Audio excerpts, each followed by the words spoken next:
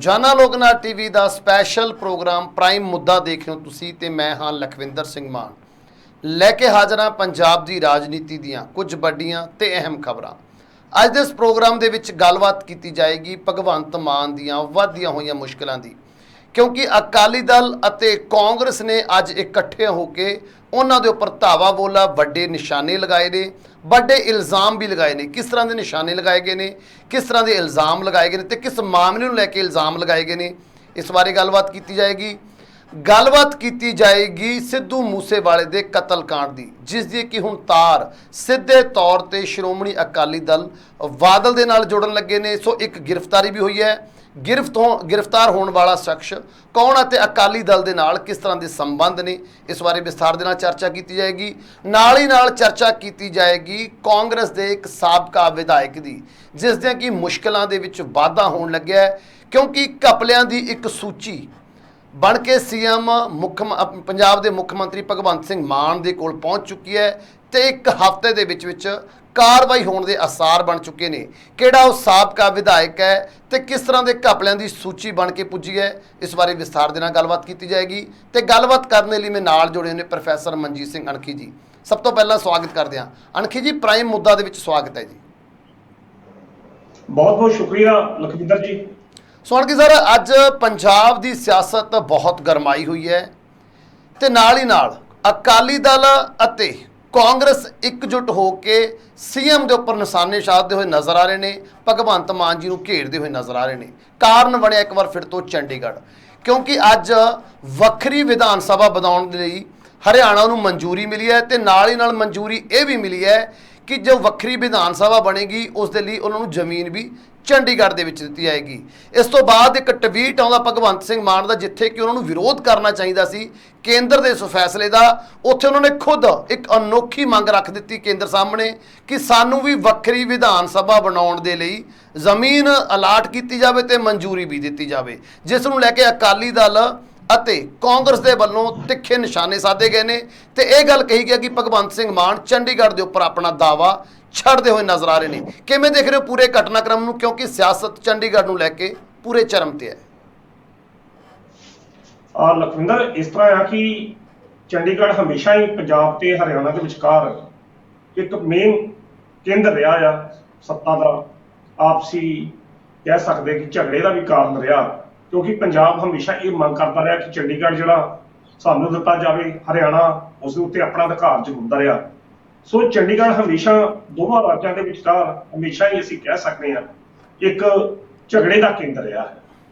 तो बीते लंबे समय तो जिस तरीके दे नाल चंडीगढ़ के विच खास तौर पर पंजाबियों के हकों ते हितों नूं खत्म किया जा रहा, वो भी एक चिंता का विषय है। चंडीगढ़ बेशक यूटी यूनिटरी टेरिटरी है, केंद्री शासित प्रदेश हैगा, उत्थे जिहड़ा जिन्ना हरियाणे का हिस्सा उन्ना पंजाब का सर्वसां दे हक दे विच जां सब कुछ उस तरीके नाल। पर बीते कुछ समय तो चंडीगढ़ दे विच जदों नौकरियां अप्लाई हुंदियां ने, नौकरियां निकलदियां ते पंजाबियों के हकों ते हितों की राखी जिहड़ी है उहदे विच नहीं की जाती।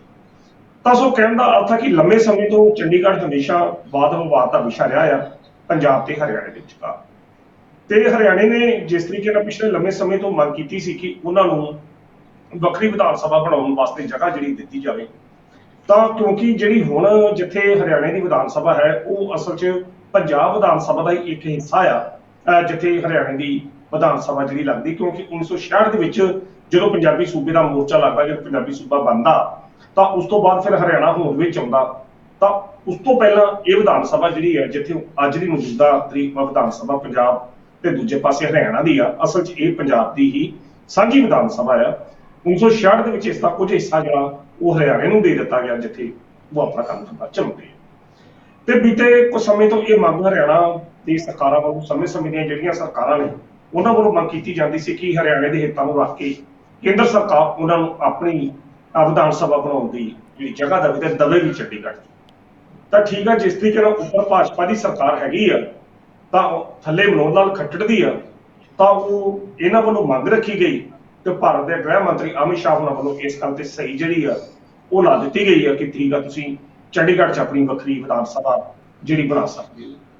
ਹੁਣ ਪ੍ਰਸ਼ਨ ਇਹ ਪੈਦਾ ਹੁੰਦਾ ਕਿ ਜੇਕਰ ਚੰਡੀਗੜ੍ਹ 'ਚ ਹਰਿਆਣਾ ਆਪਣੀ ਵੱਖਰੀ ਵਿਧਾਨ ਸਭਾ ਬਣਾਉਂਦਾ ਤੇ ਕੁਦਰਤੀ ਤੌਰ ਤੇ ਚੰਡੀਗੜ੍ਹ ਦੇ ਅੰਦਰ ਹੀ, ਤਾਂ ਉਸ ਦਾ ਚੰਡੀਗੜ੍ਹ ਦੇ ਉੱਤੇ ਉਨਾ ਹੀ ਹੱਕ ਹੋ ਜਾਂਦਾ ਜਿੰਨਾ ਪੰਜਾਬ ਦਾ ਹੱਕ ਹੈਗਾ, ਕਿਉਂਕਿ ਅਜੇ ਤੱਕ ਤਾਂ ਉਹਦੇ ਕੋਲ ਵਿਧਾਨ ਸਭਾ ਨਹੀਂ ਹੈ। ਪਰ ਜੇਕਰ ਵਿਧਾਨ ਸਭਾ ਆਪਣੀ ਇੱਕ ਵੱਖਰੀ ਜਗ੍ਹਾ ਤੇ ਬਣਾ ਲੈਂਦੇ ਆ ਤੇ ਪੰਜਾਬ ਤੇ ਬੈਲੈਂਸ ਹੋ ਜਾਂਦਾ। ਚਲੋ ਇਹ ਵੀ ਇੱਕ ਅਲੱਗ ਵਿਸ਼ਾ ਹੈ। ਪਰ ਸਭ ਤੋਂ ਹੈਰਾਨਗੀ ਜਿਹੜੀ ਉਸ ਵਕਤ ਹੁੰਦੀ ਆ ਕਿ ਜਦੋਂ ਪੰਜਾਬ ਦੇ ਨਵੇਂ ਮੁੱਖ ਮੰਤਰੀ ਭਗਵੰਤ ਸਿੰਘ ਮਾਨ ਆਉਂਦੇ ਆ, ਇਹ ਵੀ ਮੰਗ ਕਰਦੇ ਆ ਸਾਨੂੰ ਵੀ ਇਹ ਵਿਧਾਨ ਸਭਾ ਬਣਾਉਣ ਵਾਸਤੇ ਇਜਾਜ਼ਤ ਦਿੱਤੀ ਜਾਵੇ, ਚੰਡੀਗੜ੍ਹ ਦੇ ਵਿੱਚ ਜਗ੍ਹਾ ਦਿੱਤੀ ਜਾਵੇ।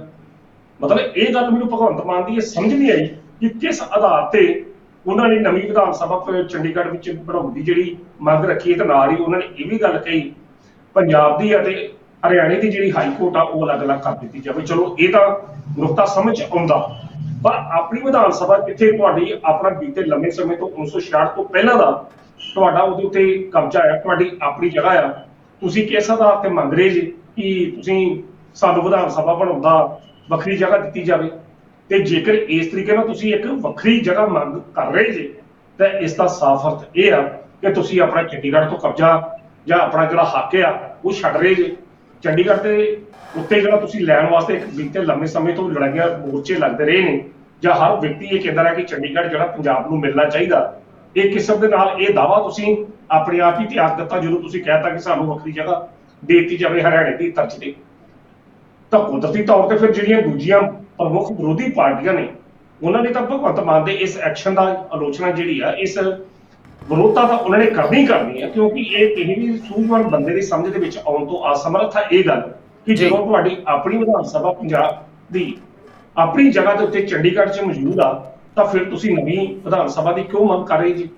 ਤੇ ਸ਼ਾਇਦ ਇਹਦੇ ਪਿੱਛੇ ਲਖਵਿੰਦਰ ਜੀ ਮੈਨੂੰ ਇਹੋ ਹੀ ਲੱਗਦਾ ਕਿ ਜਿਹੜਾ ਅਨੁਭਵਹੀਨਤਾ ਦਾ ਜਿਹੜੀ ਮਿਸਾਲ ਆ, ਕਿ ਜੇਕਰ ਇੰਨਾ ਅਨੁਭਵ ਹੁੰਦਾ ਇਸ ਸਰਕਾਰ ਦੇ ਅਹਿਮ ਬੰਦਿਆਂ ਪਾਸ, ਤਾਂ ਸ਼ਾਇਦ ਇਹੋ ਜਿਹੀ ਜਿਹੜੀ ਮੂਰਖਾਨਾ ਮੰਗ ਆ ਇਹ ਭਗਵੰਤ ਮਾਨ ਵੱਲੋਂ ਕੀਤੀ ਨਾ ਜਾਂਦੀ। ਇਹ ਅਨੁਭਵਹੀਨਤਾ ਦੀ ਜਿਹੜੀ ਅਸੀਂ ਕਹਿ ਸਕਦੇ ਹਾਂ ਕਿ ਅਨੁਭਵ ਨਹੀਂ ਆ, ਅਨੁਭਵਹੀਨਤਾ ਦੀ ਨਿਸ਼ਾਨੀ ਆ ਕਿ ਤੁਹਾਡੀ ਆਪਣੀ ਜਗ੍ਹਾ ਹੈਗੀ ਆ, ਤੁਸੀਂ ਕਹਿੰਦੇ ਨਹੀਂ ਆਹ ਜਗ੍ਹਾ ਸਾਡੀ ਪੁਰਾਣੀ ਜਗ੍ਹਾ, ਬੰਦਾ ਕੋਠੀ 'ਚ ਰਹਿ ਰਿਹਾ ਕਿ ਨਾਲ ਦੇ ਗੁਆਂਢੀ ਨੇ ਕੋਠੀ ਨਵੀਂ ਮੰਗ ਲਈ ਆ, ਤਾਂ ਬੰਦਾ ਉਹਦੀ ਰਿਸੇ ਕਹਿ ਦਿੰਦਾ ਠੀਕ ਆ, ਨਹੀਂ ਅਸੀਂ ਵੀ ਨਵੀਂ ਬਣਾਉਣੀ ਹੈ। ਪਰ ਇਹ ਇੱਕ ਕੋਠੀ ਬਣਾਉਣ ਦੀ ਗੱਲ ਨਹੀਂ ਆ, ਇੱਕ ਰਾਜਧਾਨੀ ਦੇ ਉੱਤੇ ਲੰਮੇ ਸਮੇਂ ਤੇ ਕੀਤਾ ਗਿਆ ਉਹ ਦਾਅਵਾ ਜਿਹੜਾ ਤੁਸੀਂ ਆਪਣੇ ਆਪ ਹੀ ਛੱਡ ਲਈ ਜੀ। ਤਾਂ ਭਗਵੰਤ ਮਾਨ ਦੀ ਕੁਦਰਤੀ ਤੌਰ ਤੇ ਇਸ ਕਰਨ ਦੀ ਆਲੋਚਨਾ ਤਾਂ ਹੋਣੀ ਆ, ਕਿਉਂਕਿ ਜਾਣ ਬੁੱਝ ਕੇ ਤੁਸੀਂ ਆਪ ਹੀ ਵਾਦ ਵਿਵਾਦਾਂ ਨੂੰ ਜਨਮ ਦੇ ਰਹੇ ਜੀ। ਸ਼ਾਇਦ ਇਹਦੇ ਪਿੱਛੇ ਇਹ ਵੀ ਹੋ ਸਕਦਾ ਕਿ ਉੱਪਰੋਂ ਜਿਹੜੇ ਸੁਪਰੀਮੋ ਨੇ ਆਮ ਆਦਮੀ ਪਾਰਟੀ ਦੇ, ਉਹਨਾਂ ਵੱਲੋਂ ਇਹੋ ਜਿਹਾ ਇਸ਼ਾਰਾ ਜਿਹੜਾ ਭਗਵੰਤ ਮਾਨ ਨੂੰ ਕਰ ਦਿੱਤਾ ਗਿਆ ਹੋਵੇਗਾ, ਤੁਸੀਂ ਇਹੋ ਜਿਹਾ ਟਵੀਟ ਜਿਹੜਾ ਉਹ ਕਰੋ। ਕਿਉਂਕਿ ਅੱਜ ਕੱਲ ਰਾਘਵ ਚੱਡਾ ਦੇ ਬਿਆਨ ਵੀ ਜਿਹੜੇ ਆਉਂਦੇ ਨੇ, ਹੋਰ ਬਿਆਨ ਵੀ ਜਿਹੜੇ ਬੜੇ ਹੁੰਦੇ ਨੇ। ਅੱਜ ਇੱਕ ਹੋਰ ਬਿਆਨ ਰਾਘਵ ਚੱਡਾ ਦਾ ਵੀ ਆ ਰਿਹਾ। ਅੱਜ ਜਦੋਂ ਪੰਜਾਬ ਪੁਲਿਸ ਵੱਲੋਂ ਡੀਜੀਪੀ ਵੱਲੋਂ ਪੰਜਾਬ ਦੇ 10 ਜ਼ਿਲ੍ਹਿਆਂ ਦੇ ਵਿੱਚ ਇੱਕੋ ਵਾਰ ਸਰਚ ਆਪਰੇਸ਼ਨ ਜਿਹੜੇ ਸ਼ੁਰੂ ਕੀਤੇ ਗਏ, ਤਾਂ ਜਿਹੜਾ ਇੱਕ ਟਵੀਟ ਹੈ, ਇੱਕ ਬਿਆਨ ਹੈ ਰਾਘਵ ਚੱਡਾ ਦਾ, ਉਹ ਵੀ ਆਇਆ। ਹੁਣ ਉਸ ਬਿਆਨ ਦੀ ਕੋਈ ਸਮਝ ਨਹੀਂ ਲੱਗੀ ਕਿ ਰਾਘਵ ਚੱਡਾ ਨੂੰ ਕੀ ਲੋੜ ਹੈ ਉਸ ਮੰਗ 'ਚ ਬਿਆਨ ਦੇਣ ਦੀ। ਇਹ ਤਾਂ ਪੰਜਾਬ ਪੁਲਿਸ ਦਾ ਜਾਂ ਪੰਜਾਬ ਸਰਕਾਰ ਦਾ ਆਪਸੀ ਮੁੱਦਾ ਹੈ, ਜਾਂ ਆਪਸੀ ਉਹਨਾਂ ਦੀ ਅਸੀਂ ਕਹਿ ਸਕਦੇ ਹਾਂ ਕਿ ਆਪਣੀ ਸਥਿਤੀ ਹੈ ਕਿ ਇਸ ਮੁੱਦੇ ਤੇ ਉਹਨਾਂ ਨੇ ਕਿਹੋ ਜਿਹੇ ਜਿਹੜੇ ਵਿਚਾਰ ਜਿਹੜੇ ਪੇਸ਼ ਕਰਦੇ ਨੇ। ਰਾਘਵ ਚੱਡਾ ਦੇ ਇਸ ਸੰਬੰਧ ਵਿੱਚ ਬਿਆਨ ਹੋਣਾ ਉਹ ਵੀ ਹੈਰਾਨੀ ਪੈਦਾ ਕਰਦਾ ਕਿ ਜਿਸ ਤਰੀਕੇ ਨਾਲ ਮਤਲਬ ਉਹਨਾਂ ਦੀ ਦਖਲ ਅੰਦਾਜ਼ੀ ਪੰਜਾਬ ਦੇ ਮਸਲਿਆਂ 'ਚ ਵੱਧ ਰਹੀ ਹੈ। ਠੀਕ ਆ, ਉਹ ਪੰਜਾਬ ਤੋਂ ਰਾਜ ਸਭਾ ਮੈਂਬਰ ਹਨ, ਪਰ ਪੰਜਾਬ ਦੇ ਜਿਹੜੇ ਅੰਦਰੂਨੀ ਮਸਲੇ ਨੇ ਉਹਨਾਂ ਉੱਤੇ ਉਹਨਾਂ ਦਾ ਬੋਲਣਾ ਕੋਈ ਜ਼ਿਆਦਾ ਸਮਝ ਦੇ ਵਿੱਚ ਆਉਂਦਾ ਨਹੀਂ। ਖੈਰ ਇਹ ਗੱਲ ਇੱਕ ਅਲੱਗ ਵਿਸ਼ਾ ਹੈਗਾ, ਪਰ ਇਹ ਜਿਹੜੀ ਗੱਲ ਹੈ ਭਗਵੰਤ ਮਾਨ ਨੇ ਜਿਸ ਤਰੀਕੇ ਨਾਲ ਆਪੇ ਹੀ ਇਹਦੇ ਉੱਤੇ ਦਾਅਵਾ ਛੱਡ ਤੇ ਦੂਜੀਆਂ ਵਿਰੋਧੀਆਂ ਪਾਰਟੀਆਂ ਨੂੰ ਮੌਕਾ ਦੇ ਦਿੱਤਾ, ਇਹ ਸ਼ਾਇਦ ਇਸ ਸਰਕਾਰ ਦੀ ਅਨੁਭਵਹੀਨਤਾ ਨੂੰ ਦਰਸਾਉਂਦਾ ਕਿ ਐਕਸਪੀਰੀਅੰਸ ਦੀ ਕਮੀ ਹੈ। ਜ਼ਰੂਰੀ ਨਹੀਂ ਕਿ ਲੋਕਾਂ ਨੇ ਤੁਹਾਨੂੰ ਫਤਵਾ ਦੇ ਦਿੱਤਾ ਤਾਂ ਉਸ ਫਤਵੇ ਦੀ ਬਦੌਲਤ ਤੁਸੀਂ ਸਿਆਣੇ ਵੀ ਹੋਗੇ ਜੀ। ਅਜੇ ਤੁਹਾਡੇ ਪਾਸ ਉਹਨਾਂ ਅਨੁਭਵ ਨਹੀਂ ਹੈ ਕਿ ਸੱਤਾ ਨੂੰ ਤੁਸੀਂ ਕਿਵੇਂ ਚਲਾਉਣਾ ਤੇ ਆਪਣੇ ਹੱਕਾਂ ਤੇ ਆਪਣੇ ਹਿੱਤਾਂ ਦੀ ਲੜਾਈ ਕਿਵੇਂ ਕਰਨਾ। ਬਿਲਕੁਲ ਜੀ, ਬਿਲਕੁਲ ਸਰ। ਇਹੀ ਗੱਲ ਸਰ ਅੱਜ ਕਾਂਗਰਸੀ ਤੇ ਅਕਾਲੀ ਇਕੱਠੇ ਹੋ ਕੇ ਕਹਿੰਦੇ ਨਜ਼ਰ ਆਏ ਨੇ ਵੀ ਤੁਸੀਂ ਅੱਗੇ ਲੱਗੋ, ਤੁਹਾਨੂੰ ਟਵੀਟ ਕਰਨਾ ਚਾਹੀਦਾ ਸੀ ਵਿਰੋਧ ਦੇ ਵਿੱਚ, ਕੇਂਦਰ ਦੀ ਇਸ ਫੈਸਲੇ ਦੇ ਵਿਰੋਧ ਦੇ ਵਿੱਚ ਤੁਹਾਨੂੰ ਟਵੀਟ ਕਰਨਾ ਚਾਹੀਦਾ। ਲੇਕਿਨ ਉਹ ਟਵੀਟ ਕਰ ਰਹੇ ਨੇ ਵੀ ਸਾਨੂੰ ਵੀ ਅਧਿਕਾਰ ਦਿੱਤਾ ਜਾਵੇ, ਸਾਨੂੰ ਵੀ ਮਨਜ਼ੂਰੀ ਦਿੱਤੀ ਜਾਵੇ, ਤੇ ਜਗ੍ਹਾ ਉਹ ਵੀ ਚੰਡੀਗੜ੍ਹ ਦੇ ਵਿੱਚ ਮੰਗਦੇ ਆ ਰਹੇ ਨੇ। ਭਾਵ ਕਿ ਆਪਣੇ ਘਰ ਦੇ ਵਿੱਚ, ਜਿਵੇਂ ਤੁਸੀਂ ਕਿਹਾ ਕੋਠੀ ਦੀ ਗੱਲ ਕਰ ਰਹੇ ਸੀ, ਵੀ ਆਪਣੇ ਹੀ ਘਰ ਦੇ ਵਿੱਚ ਕਮਰਾ ਬਣਾਉਣ ਦੇ ਲਈ ਮਨਜ਼ੂਰੀ ਲੈਂਦੇ ਹੋਏ ਨਜ਼ਰ ਆ ਰਹੇ ਨੇ, ਜਿਸ ਨੂੰ ਲੈ ਕੇ ਕਾਂਗਰਸ ਤੇ ਅਕਾਲੀ ਅੱਜ ਇਕੱਠੇ ਹੋਏ ਨੇ ਤੇ ਉਹਨਾਂ ਨੇ ਰੱਜ ਕੇ ਭੰਡਿਆ ਵੀ ਅਤੇ ਤਿੱਖੇ ਨਿਸ਼ਾਨੇ ਵੀ ਸਾਧੇ ਨੇ। ਤੇ ਦੂਸਰੇ ਪਾਸੇ ਗੱਲ ਕਰੀਏ ਕਾਂਗਰਸ ਦੇ ਇੱਕ ਸਾਬਕਾ ਵਿਧਾਇਕ ਦੀ, ਜਿਸ ਦੀਆਂ ਕਿ ਮੁਸ਼ਕਿਲਾਂ ਹੁਣ ਵੱਧਦੀਆਂ ਹੋਈਆਂ ਨਜ਼ਰ ਆ ਰਹੀਆਂ। ਜਿਵੇਂ ਭਗਵੰਤ ਸਿੰਘ ਮਾਨ ਦੀਆਂ ਮੁਸ਼ਕਿਲਾਂ ਵੱਧਦੀਆਂ ਨਜ਼ਰ ਆ ਰਹੀਆਂ ਨੇ, ਉਵੇਂ ਹੀ ਕਾਂਗਰਸ ਦੇ ਸਾਬਕਾ ਵਿਧਾਇਕ ਹਰਦਿਆਲ ਸਿੰਘ ਕੰਬੋਜ ਦੀਆਂ ਮੁਸ਼ਕਲਾਂ ਵੱਧਦੀਆਂ ਨਜ਼ਰ ਆ ਰਹੀਆਂ ਨੇ, ਕਿਉਂਕਿ ਭਾਜਪਾ ਦੇ ਆਗੂ ਜਗਦੀਸ਼ ਕੁਮਾਰ ਜੱਗਾ ਜੀ ਵੱਲੋਂ ਇੱਕ ਸੂਚੀ ਭੇਜੀ ਗਿਆ ਘਪਲਿਆਂ ਦੀ ਸੀਐਮ ਮਾਨ ਸਾਹਿਬ ਦੇ ਕੋਲ, ਜਿਸ ਦੇ ਵਿੱਚ ਉਹਨਾਂ ਨੇ ਖੁਲਾਸਾ ਕੀਤਾ ਵੀ ਇਹ ਵੱਡੇ ਘਪਲੇ ਜੋ ਕੀਤੇ ਗਏ ਸੀ ਪਿਛਲੇ 5 ਸਾਲ ਦੇ ਵਿੱਚ ਹਰਦਿਆਲ ਸਿੰਘ ਕੰਬੋਜ ਦੇ ਵੱਲੋਂ ਕੀਤੇ ਗਏ, ਜਿਸ ਦੇ ਵਿੱਚ ਉਹਨਾਂ ਨੇ ਸ਼ਰਾਬ ਦੀ ਫੈਕਟਰੀਆਂ ਦੀ ਗੱਲ ਵੀ ਕੀਤੀ ਹੈ ਵੀ ਜੋ ਵੱਡਾ ਘਪਲਾ ਹੋਇਆ ਸੀ, ਨਕਲੀ ਸ਼ਰਾਬ ਦੀਆਂ ਫੈਕਟਰੀਆਂ ਸੀ, ਉਹ ਸੰਬੰਧਿਤ ਸੀਗੇ ਹਰਦਿਆਲ ਸਿੰਘ ਕੰਬੋਜ ਦੇ ਨਾਲ। ਸੋ ਕਾਰਵਾਈ ਦੀ ਮੰਗ ਕਰਦੇ ਹੋਏ ਨਜ਼ਰ ਆ ਰਹੇ ਨੇ। ਕਿਵੇਂ ਦੇਖ ਰਹੇ ਹੋ, ਕਿੰਨੀਆਂ ਕੁ ਮੁਸ਼ਕਲਾਂ ਵਧਣਗੀਆਂ ਹੁਣ ਹਰਦਿਆਲ ਸਿੰਘ ਕੰਬੋਜ ਦੀਆਂ, ਕਿਉਂਕਿ ਭਗਵੰਤ ਸਿੰਘ ਮਾਨ ਕਰਪਸ਼ਨ ਦੇ ਮਾਮਲੇ ਉੱਪਰ ਜ਼ੀਰੋ ਟੋਲਰੈਂਸ ਦੀ ਨੀਤੀ ਬਣਾ ਰਹੇ ਨੇ ਤੇ ਦੂਸਰੇ ਪਾਸੇ ਭਾਜਪਾ ਦੇ ਆਗੂ ਦੇ ਵੱਲੋਂ ਸੂਚੀ ਦੇ ਵਿੱਚ ਘਪਲਿਆਂ ਦੀ ਪੂਰੀ ਜਾਣਕਾਰੀ ਨੱਥੀ ਕਰਕੇ ਭੇਜੀ ਗਈ ਹੈ। ਕਿਵੇਂ ਦੇਖ ਰਹੇ ਹੋ ਪੂਰੇ ਮਾਮਲੇ ਨੂੰ, ਕਿੱਥੇ ਤੱਕ ਵਧਣਗੀਆਂ ਹਰਦਿਆਲ ਸਿੰਘ ਕੰਬੋਜ ਦੀਆਂ ਮੁਸ਼ਕਲਾਂ? ਲਖਵਿੰਦਰ, ਹਰਦਿਆਲ ਸਿੰਘ ਕੰਬੋਜ ਦਾ ਨਾਮ ਕੋਵਿਡ ਦੇ ਸਮੇਂ ਬੜਾ ਚਰਚਾ ਦੇ ਵਿੱਚ ਆਇਆ ਸੀ। ਜਦੋਂ ਨਜਾਇਜ਼ ਸ਼ਰਾਬ ਦੀ ਸਮਗਲਿੰਗ ਜਦੋਂ ਚੱਲੀ ਤਾਂ ਉਸ ਵਕਤ ਕੁਝ ਖਬਰਾਂ ਜਿਹੜੀਆਂ ਸੀ ਇਸ ਸੰਬੰਧ ਦੇ ਵਿੱਚ ਵੀ ਆਈਆਂ ਸਨ ਕਿ ਜਿਹੜੀ ਹਰਦਿਆਲ ਕੰਬੋਜ ਦੀ ਡਿਸਟਿਲਰੀ ਆ ਉੱਥੇ ਨਜਾਇਜ਼ ਸ਼ਰਾਬ ਬਣੀ ਆ, ਉਹਦੀ ਸਮਗਲਿੰਗ ਹੋਈ ਆ, ਬਹੁਤ ਕੁਝ ਇਹ ਖਬਰਾਂ ਜਿਹੜੀਆਂ ਸਾਹਮਣੇ ਆਈਆਂ। ਤਾਂ ਦੂਜੇ ਪਾਸੇ ਅਗਰ ਗੱਲ ਕਰੀਏ ਤਾਂ ਜਿਸ ਤਰੀਕੇ ਦੇ ਨਾਲ ਪਿਛਲੇ ਦਿਨਾਂ 'ਚ ਸ਼ਮਸ਼ੇਰ ਸਿੰਘ ਦੂਲੋ ਹੋਣਾ ਨੇ ਇੱਕ ਇੰਟਰਵਿਊ ਦੇ ਦਰਮਿਆਨ ਇੰਨੀ ਗੱਲ ਕਹੀ ਸੀ ਕਿ ਪੰਜਾਬ ਦੀ ਕਾਂਗਰਸ ਦੇ ਵਿੱਚ ਘੱਟ ਤੋਂ ਘੱਟ 60 ਜਾਂ 70 ਦੇ ਕਰੀਬ ਵਿਧਾਇਕ ਅਜਿਹੇ ਨੇ, ਸਾਰੇ ਉਹਨਾਂ ਨੇ ਗਿਣਤੇ ਕਿ ਜਿਹੜੇ ਕਿਸੇ ਨਾ ਕਿਸੇ ਮੁੱਦੇ ਤੇ ਭ੍ਰਿਸ਼ਟਾਚਾਰ ਦੇ ਮਸਲਿਆਂ ਦੇ ਵਿੱਚ ਫਸੇ ਆ ਤੇ ਜਿਨ੍ਹਾਂ ਨੇ ਪਿਛਲੇ 50 ਸਾਲਾਂ ਦੌਰਾਨ ਰੱਜ ਕੇ ਪੰਜਾਬ ਨੂੰ ਲੁੱਟਿਆ ਤੇ ਪੰਜਾਬ ਦੇ ਲੋਕਾਂ ਨੂੰ ਮੂਰਖ ਬਣਾਇਆ। ਇਹ ਸ਼ਮਸ਼ੇਰ ਸਿੰਘ ਦੂਲੋ ਹੋਣਾ ਦੀ ਇੱਕ ਬਕਾਇਦਾ ਇੰਟਰਵਿਊ ਜਿਹੜੀ ਸਾਡੇ ਚੈਨਲ ਤੇ ਚੱਲੀ ਸੀ। ਉਹ ਕਹਿੰਦਾ ਕਿ 15-20 ਨਹੀਂ ਐਮਐਲਏ, ਸਾਰੇ ਐਮਐਲਏ ਜਿਹੜੇ ਸੀ ਕਿਤੇ ਨਾ ਕਿਤੇ ਡੰਗ ਟਪਾਊ ਆਪਣਾ ਡੰਗ ਮਾਰਦੇ ਹੋਏ ਸੀ। ਤਾਂ ਹਰਦਿਆਲ ਕੰਬੋਜ ਦਾ ਨਾਮ ਤਾਂ ਉਦੋਂ ਵੀ ਚਰਚਾਵਾਂ 'ਚ ਆਇਆ, ਪਰ ਹੁਣ ਜਿਸ ਤਰੀਕੇ ਨਾਲ ਭਾਜਪਾ ਦੇ ਆਗੂ ਜਿਹੜੇ ਨੇ ਉੱਥੋਂ ਉਹਨਾਂ ਨੇ ਪੂਰਨ ਤੌਰ ਤੇ ਇੱਕ ਲਿਸਟ ਜਿਹੜੀ ਆ ਉਹ ਬਣਾ ਕੇ ਭਗਵੰਤ ਮਾਨ ਨੂੰ ਭੇਜੀ ਆ ਤੇ ਕਾਰਵਾਈ ਦੀ 1 ਹਫ਼ਤੇ ਦੇ ਅੰਦਰ ਅੰਦਰ ਮੰਗ ਕੀਤੀ ਆ। ਇਹ ਆਪਣੇ ਆਪ ਦੇ ਵਿੱਚ ਬਹੁਤ ਵੱਡਾ ਅਸੀਂ ਕਹਿ ਸਕਦੇ ਆ ਕਿ ਅਜਿਹਾ ਘੁਟਾਲਾ ਉਹਨੇ ਸਾਹਮਣੇ ਲਿਆਂਦਾ ਕਿ ਜਿਹੜਾ ਅਜੇ ਤੱਕ ਸਾਹਮਣੇ ਨਹੀਂ ਸੀ ਆਇਆ, ਕਿਉਂਕਿ ਹੁਣ ਜਿਸ ਤਰੀਕੇ ਨਾਲ ਉਹਨਾਂ ਤੱਥਾਂ ਸਹਿਤ ਪੂਰੇ ਡਾਕੂਮੈਂਟਸ ਦਸਤਾਵੇਜ਼ ਲਾ ਕੇ ਇੱਕ ਰਿਪੋਰਟ ਜਿਹੜੀ ਆ ਸਰਕਾਰ ਨੂੰ ਦਿੱਤੀ ਆ, ਤਾਂ ਹੁਣ ਸਰਕਾਰ ਵੱਲ ਵੇਖਣਾ ਕਿ ਸਰਕਾਰ ਦਾ ਇਸ ਪ੍ਰਤੀ ਪ੍ਰਤੀਕਰਮ ਕੀ ਹੈ, ਸਰਕਾਰ ਇਸ ਸੰਬੰਧੀ ਕੀ ਐਕਸ਼ਨ ਲੈਂਦੀ ਹੈ, ਸਰਕਾਰ ਇਸ ਦੇ ਸੰਬੰਧੀ ਕਿਸ ਤਰੀਕੇ ਦੀ ਜਿਹੜੀ ਅਗਲੇਰੀਆਂ ਕਾਰਵਾਈ ਕਰਦੀ ਹੈ।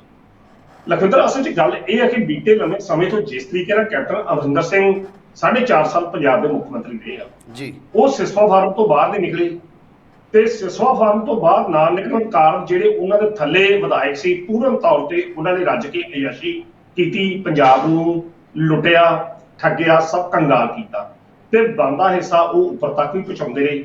ਉਸ ਤੋਂ ਬਾਅਦ ਚਰਨਜੀਤ ਸਿੰਘ ਚੰਨੀ ਦੀ ਸਰਕਾਰ ਆ ਗਈ। ਚਰਨਜੀਤ ਸਿੰਘ ਚੰਨੀ ਹੁਣੀ ਆਪਣੇ ਆਪ ਨੂੰ ਇੱਕ ਸਧਾਰਨ ਨੇਤਾ 'ਚ ਰੂਪ ਪੇਸ਼ ਕਰਨ ਵਿੱਚ ਲੱਗੇ ਨੇ। ਸੋ ਕਾਂਗਰਸ ਦਾ ਜਿਹੜਾ ਪਿਛਲਾ 5 ਸਾਲਾਂ ਦਾ ਕਾਰਜਕਾਲ ਘਪਲਿਆਂ ਦੇ ਨਾਲ ਭਰਪੂਰ ਰਿਹਾ। ਹੌਲੀ ਹੌਲੀ ਕਦੇ ਕੋਈ ਫਸ ਜਾਂਦਾ, ਕਦੇ ਕੋਈ ਫਸ ਜਾਂਦਾ ਤੇ ਠੀਕ ਹੈ, ਹੁਣ ਲੱਗਦਾ ਵਾਰੀ ਜਿਹੜੀ ਆ ਹਰਦਿਆਲ ਕੰਬੋਜ ਦੀ ਆ, ਜਿਹਦੇ ਸੰਬੰਧੀ ਪੂਰਨ ਤੌਰ ਤੇ ਅਗਲਿਆਂ ਨੇ ਦਸਤਾਵੇਜ਼ ਬਣਾ ਕੇ ਭਗਵੰਤ ਮਾਨ ਨੂੰ ਪੇਸ਼ ਕੀਤੇ ਆ। ਤਾਂ ਹੁਣ ਇਹ ਵੇਖਣਾ ਹੋਏਗਾ ਕਿ ਭਗਵੰਤ ਮਾਨ ਇਹਦੇ ਸੰਬੰਧੀ ਕੀ ਐਕਸ਼ਨ ਲੈਂਦੇ ਆ, ਕਿ ਇਹਨੂੰ ਵੀ ਉਹ ਠੰਡੇ ਬਸਤੇ 'ਚ ਪਾ ਦਿੰਦੇ ਆ ਤੇ ਜਾਂ ਫਿਰ ਇਹਦੇ ਵਾਸਤੇ ਵਿਜੀਲੈਂਸ ਨੂੰ ਹੁਕਮ ਜਾਰੀ ਕਰਦੇ ਆ। ਪਰ ਜਿਸ ਤਰੀਕੇ ਦੇ ਨਾਲ ਬੀਤੇ ਦਿਨਾਂ ਦੇ ਵਿੱਚ ਭਗਵੰਤ ਮਾਨ ਦੀ ਸਰਕਾਰ ਅੱਜ ਕੱਲ੍ਹ ਐਕਸ਼ਨ ਮੂਡ 'ਚ ਨਜ਼ਰ ਆ ਰਹੀ ਆ, ਜ਼ਰੂਰੀ ਆ ਕਿ ਫਿਰ ਆਉਂਦੇ ਦਿਨ ਜਿਹੜੇ ਨੇ ਹਰਦਿਆਲ ਕੰਬੋਜ ਵਾਸਤੇ ਵੀ ਚਿੰਤਾਜਨਕ ਹੋ ਸਕਦੇ ਆ, ਮੁਸ਼ਕਲਾਂ ਵਾਲੇ ਹੋ ਸਕਦੇ ਆ, ਕਿਉਂਕਿ ਉਹਨਾਂ ਨੇ ਪਹਿਲਾਂ ਹੀ ਇੰਨੀ ਗੱਲ ਕਹੀ ਆ ਭਗਵੰਤ ਮਾਨ ਹੋਣਾ ਨੇ ਕਿ ਆਉਂਦੇ ਦਿਨਾਂ 'ਚ ਵੇਖਿਓ ਮੈਂ ਬੜੇ ਇਹੋ ਜਿਹੇ ਧਮਾਕੇ ਕਰਾਂਗਾ ਜਿਨ੍ਹਾਂ ਤੇ ਪੰਜਾਬ ਦੇ ਲੋਕ ਯਕੀਨ ਹੀ ਨਹੀਂ ਕਰਨਗੇ, ਇਹਨਾਂ ਲੋਕਾਂ ਨੂੰ ਲੱਗਿਆ ਕਰਾਂਗਾ।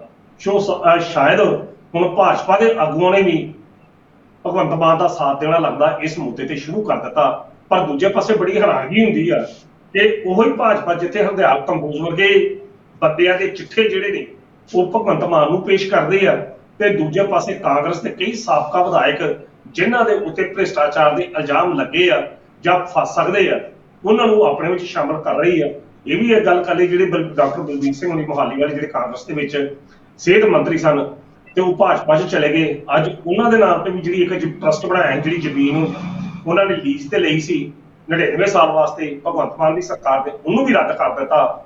ਸੋ ਭਾਜਪਾ ਨੂੰ ਵੇਖਣਾ ਵੀ ਕਿ ਇਹ ਦੋਹਰੇ ਮਾਪਦੰਡ ਕਦੋਂ ਤੱਕ ਅਪਣਾਉਂਦੀ ਹੈ। ਜੇ ਤੇ ਹਰਦਿਆਲ ਕੰਬੋਜ ਉਧਰ 'ਚ ਚਲੇ ਜਾਂਦਾ ਤਾਂ ਸ਼ਾਇਦ ਫਿਰ ਇਹੋ ਜਿਹੀ ਕਾਰਵਾਈ ਹੁੰਦੀ ਨਾ।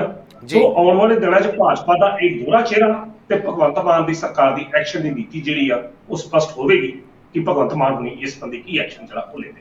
ਹਾਂ ਬਿਲਕੁਲ ਜੀ ਬਿਲਕੁਲ। ਤੇ ਐਕਸ਼ਨ ਤਾਂ ਲਾਜ਼ਮੀ ਆ, ਕਿਉਂਕਿ ਘਪਲਿਆਂ ਦੀ ਸੂਚੀ ਭੇਜੀ ਗਈ, ਨਾਲ ਹੀ ਨਾਲ ਜਾਇਦਾਦਾਂ ਦੇ ਵੇਰਵੇ ਵੀ ਦੱਸੇ ਗਏ ਨੇ ਕਿ ਇੰਗਲੈਂਡ ਤੇ ਆਸਟ੍ਰੇਲੀਆ ਦੇ ਵਿੱਚ ਕਿੰਨੀ ਕਿੰਨੀ ਪ੍ਰਾਪਰਟੀ ਇਹਨਾਂ ਪਿਛਲੇ ਸਮੇਂ ਦੇ ਵਿੱਚ ਹਰਦਿਆਲ ਕੰਬੋਜ ਜੀ ਵੱਲੋਂ ਬਣਾਈ ਗਿਆ। ਸੋ ਲੱਗਦਾ ਵੀ ਆਉਣ ਵਾਲੇ ਦਿਨਾਂ ਵਿੱਚ ਉਹ ਵੀ ਸਲਾਖਾਂ ਦੇ ਪਿੱਛੇ ਨਜ਼ਰ ਆ ਸਕਦੇ ਨੇ। ਸੋ ਤੇ ਦੂਸਰੇ ਪਾਸੇ ਹੁਣ ਅਕਾਲੀ ਦਲ ਦੀ ਵੀ ਮੁਸ਼ਕਲਾਂ ਦੇ ਵਿੱਚ ਵਾਧਾ ਹੋਣ ਜਾ ਰਿਹਾ, ਕਿਉਂਕਿ ਸਿੱਧੂ ਮੂਸੇਵਾਲਾ ਕਤਲकांड ਜੋ ਕਿ ਬਹੁਤ ਚਰਚਿਤ ਕਤਲकांड ਆ, ਉਸ ਦੇ ਵਿੱਚ ਹੁਣ ਅਕਾਲੀ ਦਲ ਦੇ ਸਾਬਕਾ ਮੰਤਰੀ ਨਿਰਮਲ ਸਿੰਘ ਕਾਹਲੋਂ ਦੇ ਭਤੀਜੇ ਦੀ ਅੱਜ ਗ੍ਰਿਫਤਾਰੀ ਹੋਈ ਹੈ। ਸੋ ਤਾਰ ਸਿੱਧੇ ਸਿੱਧੇ ਅਕਾਲੀ ਦਲ ਦੇ ਨਾਲ ਜੁੜਦੇ ਹੋਏ ਨਜ਼ਰ ਆ ਰਹੇ ਨੇ। ਗੈਂਗਸਟਰਾਂ ਤੋਂ ਬਾਅਦ ਹੁਣ ਰਾਜਨੀਤਿਕ ਪਾਰਟੀਆਂ ਦੀ ਇਨਵੋਲਵਮੈਂਟ ਸਾਹਮਣੇ ਆਉਣ ਲੱਗੀ ਹੈ। ਕਿਵੇਂ ਦੇਖ ਰਹੇ ਹੋ ਕਿ ਹੁਣ ਗ੍ਰਿਫਤਾਰੀ ਹੋਈ ਹੈ, 2 ਦਿਨ ਦਾ ਰਿਮਾਂਡ ਵੀ ਮਿਲਿਆ ਪੁਲਿਸ ਨੂੰ, ਕੀ ਹੋਰ ਵੱਡੇ ਵੱਡੇ ਖੁਲਾਸੇ ਹੋ ਸਕਦੇ ਨੇ, ਕੀ ਹੋਰ ਵੱਡਾ ਚਿਹਰਾ ਵੀ ਇਸ ਮਾਮਲੇ ਵਿੱਚ ਸ਼ਾਮਿਲ ਹੋ ਸਕਦਾ ਹੈ ਜੋ ਸਾਹਮਣੇ ਆ ਜਾਵੇ? ਲਖਵਿੰਦਰ, ਸ਼ਾਇਦ ਆਪਾਂ ਕੱਲ ਵੀ ਗੱਲ ਕੀਤੀ ਸੀ ਕਿ ਜਿਹੜਾ ਸਿੱਧੂ ਮੂਸੇਵਾਲ ਦਾ ਕਤਲ ਹੈ ਇੱਕ ਸਧਾਰਨ ਕਤਲ ਨਹੀਂ ਹੈ ਜੀ, ਇਸ ਨੂੰ ਇੱਕ ਸਿਆਸੀ ਕਤਲ ਮੰਨਿਆ ਜਾ ਰਿਹਾ। ਉੱਪਰੋਂ ਜੋ ਕੁਝ ਦਿਖਾਈ ਦੇ ਰਿਹਾ, ਸਿਰਫ ਇਹ ਕਤਲ ਉੱਥੋਂ ਤੱਕ ਸੀਮਿਤ ਨਹੀਂ ਹੈ। ਇਸ ਕਤਲ ਦੀਆਂ ਤਾਰਾਂ ਬੜੀ ਦੂਰ ਤੱਕ ਜਾ ਕੇ ਜੁੜਦੀਆਂ ਨੇ। ਜਿਸ ਤਰੀਕੇ ਨਾਲ ਸਿੱਧੂ ਮੂਸੇਵਾਲੇ ਦੇ ਬਾਪ ਨੇ ਵੀ ਇੰਨੀ ਗੱਲ ਕਹੀ ਕਿ 2 ਵਿਅਕਤੀ ਪਾਪੀ ਜਿਹੜੇ ਬੜੇ ਵੱਡੇ ਰੁਤਬੇ ਦੇ ਨੇ ਉਹ ਇਸ ਕਤਲ ਦੇ ਜ਼ਿੰਮੇਵਾਰ ਨੇ, ਉਹਦੇ ਘਰ ਵੀ ਆਏ ਔਰ ਘਰ ਆਣ ਕੇ ਹੌਸਲਾ ਵੀ ਦਿੱਤਾ ਤੇ ਪੂਰੀ ਰੈਕੀ ਵੀ ਕਰਦੇ ਰਹੇ। ਉਹ 2 ਵਿਅਕਤੀ ਕਿਹੜੇ ਨੇ ਸਾਰਿਆਂ ਨੂੰ ਪਤਾ, ਉਹਨਾਂ ਨੇ ਜਿਸ ਤਰੀਕੇ ਨਾਲ ਇਨਕਸ਼ਾਫ ਜਿਹੜਾ ਉਹ ਕੀਤਾ ਹੈਗਾ ਸਿੱਧੂ ਮੂਸੇਵਾਲ ਦੇ ਬਾਪ ਨੇ ਕਿ ਉਹ 2 ਪਾਪੀ ਫੜ ਲਓ ਜਿਹੜੇ ਕਹਿੰਦੇ ਸੀ ਅਸੀਂ ਹਰ ਕੇਸ 'ਚ ਤੁਹਾਡਾ ਸਾਥ ਵੀ ਦੇਵਾਂਗੇ, ਤੁਸੀਂ ਵਾਜਬਾਰ ਉੱਪਰ ਆਏ ਨਹੀਂ। ਤੇ ਇਹ ਵੀ ਗੱਲ ਪਤਾ ਲੱਗੀ ਹੈ ਕਿ ਸਿੱਧੂ ਮੂਸੇਵਾਲ ਦੇ ਕਤਲ ਜਿਹੜਾ ਸੀ 1 ਕਰੋੜ ਦਾ ਜਿਹੜਾ ਟੋਟਲ ਕੰਮ ਜਿਹੜਾ ਉਹ ਚੱਲਿਆ, 1 ਕਰੋੜ ਦੀ ਰਾਸ਼ੀ ਜਿਹੜੀ ਇਹਦੇ ਵਾਸਤੇ ਰੱਖੀ ਗਈ ਜੀ।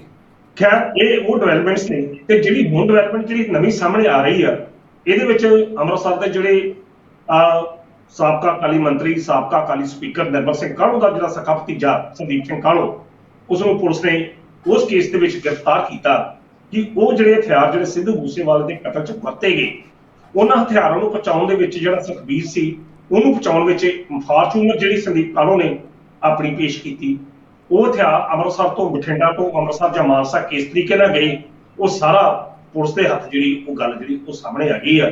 ਤੇ ਜਦੋਂ ਇਹ ਗੱਲ ਪਿਛਲੇ ਦਿਨਾਂ 'ਚ ਚੱਲੀ ਤੇ ਸੰਦੀਪ ਕਾਹਲੋਂ ਉਦੋਂ ਤੋਂ ਹੀ ਆਪਣੀ ਨੌਕਰੀ ਤੋਂ ਗੈਰ ਹਾਜ਼ਰ ਚਲੇ ਆ ਰਿਹਾ ਸੀ ਆਪਣੀ ਡਿਊਟੀ ਤੋਂ, ਜਦੋਂ ਕਿ ਉਹ BDPO ਦੇ ਅਹੁਦੇ ਤੇ ਸ਼੍ਰੀ ਹਰਗੋਬਿੰਦਪੁਰ ਵਿਖੇ ਤਾਇਨਾਤ ਹੈਗਾ। ਤਾਂ ਅਖੀਰ ਉਦੋਂ ਫੜਿਆ ਨਹੀਂ ਗਿਆ, ਪਰ ਪੁਲਿਸ ਨੇ ਅੱਜ ਉਸ ਨੂੰ ਅਰੈਸਟ ਜਿਹੜਾ ਕਰ ਲਿਆ ਤੇ ਅਦਾਲਤ ਦੇ ਵਿੱਚ ਪੇਸ਼ ਕਰਕੇ 2 ਦਿਨ ਦਾ ਜਿਹੜਾ ਰਿਮਾਂਡ ਆ ਉਸ ਦਾ ਹਾਸਲ ਜਿਹੜਾ ਉਹ ਕੀਤਾ ਹੈਗਾ। ਹੁਣ ਕੁਦਰਤੀ ਤੌਰ ਤੇ ਸੰਦੀਪ ਕਾਹਲੋਂ ਦੇ ਜਿਹੜੇ ਸਬੰਧ ਨੇ ਸਾਬਕਾ ਅਕਾਲੀ ਮੰਤਰੀ ਨਿਰਮਲ ਸਿੰਘ ਕਾਹਲੋਂ ਨਾਲ ਹਨ, ਭਤੀਜਾ ਉਹਨਾਂ ਦਾ ਸਖਾ, ਕਿਤੇ ਨਾ ਕਿਤੇ ਤਾਰ ਜਿਹੜੇ ਅਸੀਂ ਇਹ ਨਹੀਂ ਗੱਲ ਕਹਿ ਰਹੇ ਕਿ ਇਹਦੇ ਵਿੱਚ ਕੋਈ ਅਕਾਲੀ ਦਲ ਦਾ ਕੋਈ ਆਗੂ ਉੱਪਰਲਾ ਥੱਲੜਾ ਕੋਈ ਹੋਊਗਾ ਸ਼ਾਮਲ, ਆਪਾਂ ਇਹ ਗੱਲ ਨਹੀਂ ਕਹਿ ਰਹੇ। ਆਪਾਂ ਤਾਂ ਇਹ ਕਹਿ ਰਹੇ ਕਿ ਜਿਸ ਵਿਅਕਤੀ ਨਾਲ ਉਸਦੇ ਸਬੰਧ ਨੇ ਉਹ ਇੱਕ ਰਾਜਸੀ ਪਾਰਟੀ ਦੇ ਨਾਲ ਸਰਕਾਰ ਦਾ ਨੇਤਾ ਨੇ, ਤੇ ਦੂਜੇ ਪਾਸੇ ਬੜੇ ਲੋਕ ਸਿੱਧੂ ਮੂਸੇਵਾਲ ਦੇ ਕਤਲ ਨੂੰ ਇੱਕ ਸਿਆਸੀ ਕਤਲ ਮੰਨਦੇ ਆ ਜੀ।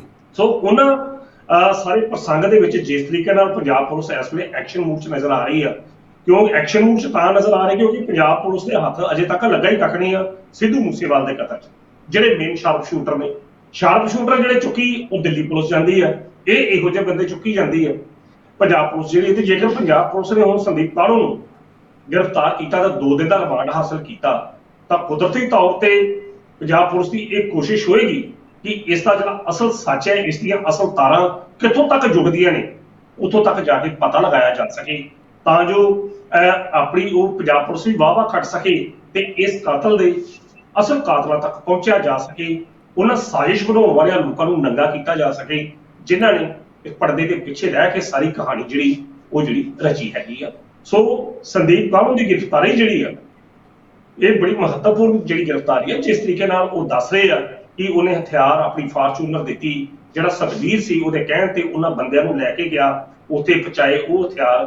ਹੁਣ ਉਹ ਹਥਿਆਰ ਜੇਕਰ ਅਜੇ ਤੱਕ ਉਹ ਹਥਿਆਰ ਬਰਾਮਦ ਨਹੀਂ ਹੋਏ ਤੇ ਜੇਕਰ ਹੁਣ ਸੰਦੀਪ ਕਾਹਲੋਂ ਦੀ ਅਰੈਸਟ ਤੋਂ ਬਾਅਦ ਪੁਲਿਸ ਰਿਮਾਂਡ ਦੇ ਦਰਮਿਆਨ ਉਹ ਹਥਿਆਰਾਂ ਦੀ ਬਰਾਮਦਗੀ ਹੁੰਦੀ ਹੈ, ਤਾਂ ਕੁਦਰਤੀ ਤੌਰ ਤੇ ਬਹੁਤ ਵੱਡੀ ਸਾਜ਼ਿਸ਼ ਦਾ ਪਰਦਾ ਜਿਹੜਾ ਉਹ ਪਤਾ ਲੱਗੇਗਾ ਕਿ ਇਸ ਕਤਲ ਦੇ ਪਿੱਛੇ ਅਸਲ ਕਹਾਣੀ ਹੈ ਕੀ।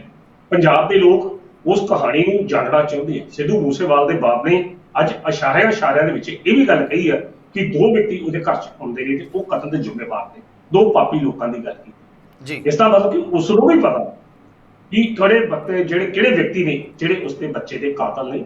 ਸੋ ਇਨਸਾਫ ਜਿਹੜਾ ਜ਼ਰੂਰ ਮਿਲਣਾ ਚਾਹੀਦਾ, ਤੇ ਇਨਸਾਫ ਮਿਲਣ ਦੇ ਵਿੱਚ ਕੋਈ ਬੰਦਾ ਕਿੱਡੇ ਉੱਚੇ ਅਹੁਦੇ ਵਾਲਾ ਹੋਵੇ, ਕਿੱਡਾ ਉਹ ਵੜਿਆ ਹੋਵੇ, ਉਸ ਦੀਆਂ ਜਿੰਨੇ ਮਰਜ਼ੀ ਉਸ ਦੀ ਪਹੁੰਚ ਹੋਵੇ, ਪਰ ਇਨਸਾਫ ਦੇ ਰਸਤੇ ਦੇ ਵਿੱਚ ਕੋਈ ਰੁਕਾਵਟ ਨਹੀਂ ਹੋਣੀ ਚਾਹੀਦੀ। ਕੋਈ ਵੀ ਵਿਅਕਤੀ ਹੋਵੇ, ਜਿਹੜਾ ਮਰਜ਼ੀ ਉਹ ਉੱਚਾ ਹੋਵੇ, ਨਾਮੀ ਹੋਵੇ, ਉਹ ਜਨਤਾ ਦੇ ਸਾਹਮਣੇ ਆਉਣਾ ਚਾਹੀਦਾ, ਨੰਗਿਆ ਹੋਣਾ ਚਾਹੀਦਾ, ਤਾਂ ਹੀ ਇਨਸਾਫ ਜਿਹੜਾ ਲੋਕਾਂ ਨੂੰ ਮਿਲੇਗਾ ਜੀ। ਬਿਲਕੁਲ ਜੀ, ਬਿਲਕੁਲ ਬਿਲਕੁਲ ਸਰ। ਜਿਵੇਂ ਹੁਣ ਤੁਸੀਂ ਦੋ ਬੰਦਿਆਂ ਦੀ ਗੱਲ ਕੀਤੀ, ਜੋ ਉਹਦੇ ਪਿਤਾ ਜੀ ਸਿੱਧੂ ਮੂਸੇਵਾਲੇ ਦੇ ਪਿਤਾ ਜੀ ਬਲਕੌਰ ਸਿੰਘ ਕਹਿੰਦੇ ਹੋਏ ਨਜ਼ਰ ਆ ਰਹੇ ਨੇ ਵੀ ਉਹ ਸ਼ਾਮਿਲ ਹੋ ਸਕਦੇ ਨੇ। ਹੋ ਸਕਦਾ ਜਿਸ ਤਰ੍ਹਾਂ ਦੀ ਹੁਣ ਰਿਮਾਂਡ ਹੈ ਉਹਨਾਂ ਦੇ ਵਿੱਚ ਕੋਈ ਖੁਲਾਸਾ ਹੋਵੇ ਤੇ ਇਹ ਜੋ ਮੂਸੇਵਾਲਾ ਕਤਲकांड ਹੈ ਬੜੀ ਜਲਦੀ ਸੁਲਝ ਵੀ ਜਾਵੇ। ਸੋਨਕੀ ਸਾਹਿਬ, ਤੁਸੀਂ ਗੱਲਬਾਤ ਕਰਨ ਲਈ ਸਾਡੇ ਨਾਲ ਜੁੜੇ, ਉਹਦੇ ਲਈ ਤੁਹਾਡਾ ਬਹੁਤ ਬਹੁਤ ਧੰਨਵਾਦ। ਬਹੁਤ ਬਹੁਤ ਸ਼ੁਕਰੀਆ ਲਖਵਿੰਦਰ ਜੀ। ਸੋ ਇਹ ਸਨ ਪ੍ਰੋਫੈਸਰ ਮਨਜੀਤ ਸਿੰਘ ਅਣਖੀ ਜੀ, ਜਿਨ੍ਹਾਂ ਦੇ ਵੱਲੋਂ ਅੱਜ ਦੀਆਂ ਅਹਿਮ ਖਬਰਾਂ ਦੇ ਉੱਪਰ ਵਿਸਥਾਰ ਦੇ ਨਾਲ ਚਰਚਾ ਕੀਤੀ ਗਈ ਹੈ। ਤੁਹਾਨੂੰ ਇਹ ਚਰਚਾ ਕਿਵੇਂ ਲੱਗੀ ਸਾਨੂੰ ਕਮੈਂਟ ਕਰਕੇ ਜ਼ਰੂਰ ਦੱਸਿਓ, ਕਿਉਂਕਿ ਤੁਹਾਡੇ ਕਮੈਂਟ ਸਾਡੇ ਪ੍ਰੋਗਰਾਮ ਦੇ ਵਿੱਚ ਸੁਧਾਰ ਲਿਆਉਣ ਦੇ ਲਈ ਬਹੁਤ ਜ਼ਰੂਰੀ ਨੇ। ਤੋਂ ਅਗਲੇ ਪ੍ਰੋਗਰਾਮ ਵਿੱਚ ਫਿਰ ਤੋਂ ਸਾਡੀ ਹੋਏਗੀ ਮੁਲਾਕਾਤ। ਉਦੋਂ ਤੱਕ ਸਾਨੂੰ ਦਿਓ ਇਜਾਜ਼ਤ। ਧੰਨਵਾਦ।